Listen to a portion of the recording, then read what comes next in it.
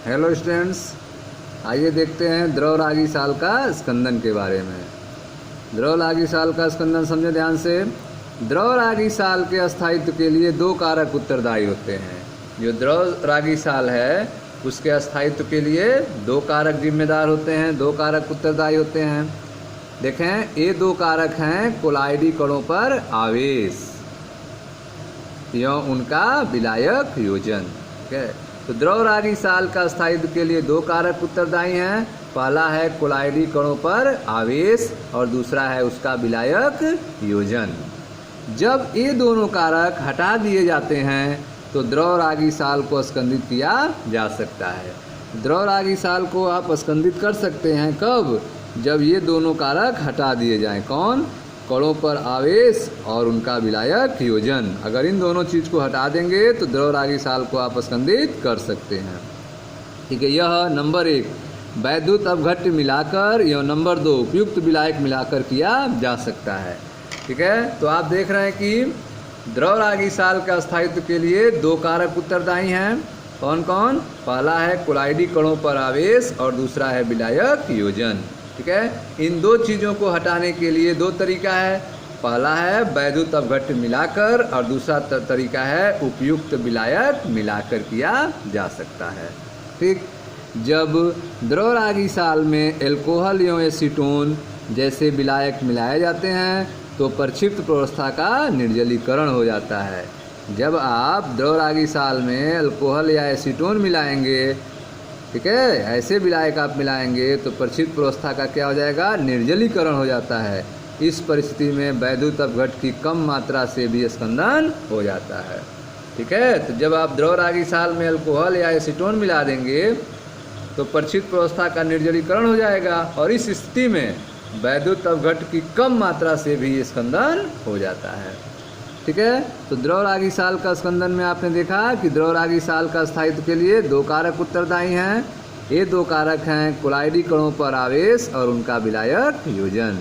जब ये दोनों कारक हटा दिए जाते हैं तो द्रव रागी साल का स्कंदित किया जा सकता है। यह वैद्युत अपघट्य मिलाकर या उपयुक्त विलायक मिलाकर किया जा सकता है। जब द्रव रागी साल में अल्कोहल या एसीटोन जैसे विलायक मिलाए जाते हैं तो प्रक्षिप्त प्रावस्था का निर्जलीकरण हो जाता है। इस परिस्थिति में वैद्युत अपघट्य की कम मात्रा से भी स्कंदन हो जाता है। ठीक है, हो सकता है। अब आप देखें स्कंदन को से बचने के लिए क्या तरीके हैं। कोलाइडों की रक्षा आप कैसे कर सकते हैं कि उनका स्कंदन न हो पाए, कोलाइड बच जाएं। तो अगली हेडिंग है आपका कोलाइडों का रक्षण। ठीक है, तो द्रव रागी साल का स्कंदन के बाद देखते हैं कोलाइडों का रक्षण। तो ध्यान समझें, द्रव रागी साल द्रव विरागी साल की तुलना में अधिक स्थायी होते हैं।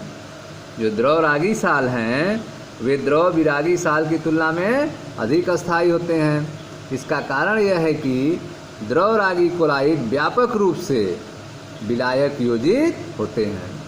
ठीक है, तो आप देख रहे हैं कि द्रव रागी साल जो हैं वह द्रव विरागी साल की तुलना में अधिक अस्थायी होते हैं। क्यों ऐसा होता है? क्योंकि द्रव रागी कोलाइड व्यापक रूप से विलायक योजित होते हैं, अर्थात कोलाइड कण जिस द्रव में प्रक्षिप्त होते हैं उससे आच्छादित हो जाते हैं। जो कोलाइड कण हैं वे जिस द्रव में प्रक्षिप्त होते हैं उसी से वो क्या हो जाते हैं? आच्छादित हो जाते हैं, उसी से घिर जाते हैं। इसीलिए द्रव रागी साल क्या होता है? ज़्यादा अस्थायी होता है। द्रव रागी साल द्रव विरागी साल की तुलना में अधिक अस्थायी होते हैं। इसका कारण यह है कि द्रव रागी कोलाइड व्यापक रूप से विलायक योजित होते हैं, अर्थात कोलाइडी कण जिस द्रव में प्रक्षिप्त होते हैं उससे आच्छादित हो जाते हैं, उससे ढक जाते हैं। ठीक, द्रव रागी कोलाइडों में द्रव विरागी कोलाइडों के रक्षण का अद्वितीय गुण होता है।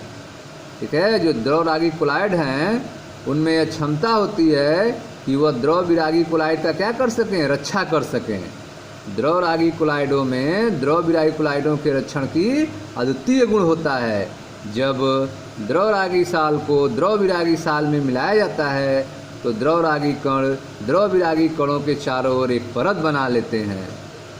ठीक है, तो जब आप द्रव विरागी साल में द्रव रागी साल मिला देंगे तो यह द्रव रागी साल क्या करेंगे? द्रव विरागी साल के चारों तरफ एक परत बना लेंगे।